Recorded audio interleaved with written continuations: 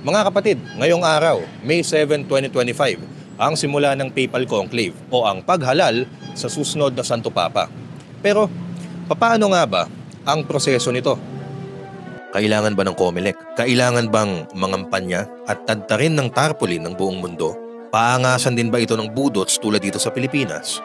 Ay, sige suot ko biglang. Bakit yun? Botohan din yata. Nagulat naman ako sa tanong mo.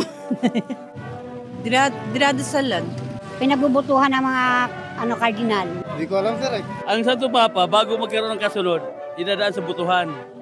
Simple lang naman ang proseso.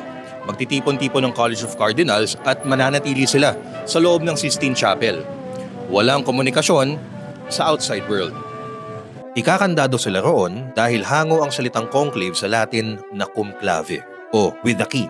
Dito magsisimula na ang botohan. Kailangang makamit ang 2/3 majority upang mahalal. May mga balota rin sila, pero hindi sinesedan mga tol. Pangalan lamang ng napili ang naroon at pipirmahan nila. Pagtapos ito ay 2 beses sa isang araw susunugin ang mga balota at ang usok ang magdedetermine kung may susunod na Santo Papa na. Itim na usok, ibig sabihin wala pa.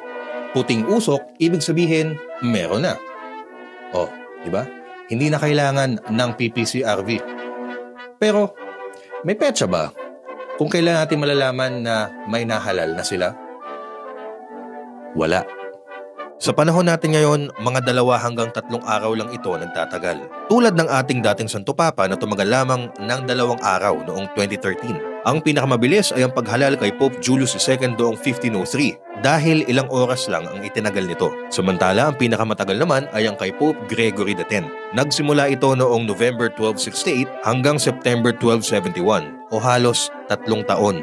Mga kapatid, huwag kalilimutan mag-follow at mag-subscribe sa social media pages ng News 5. Ako si Emil Kailing, News 5 Digital.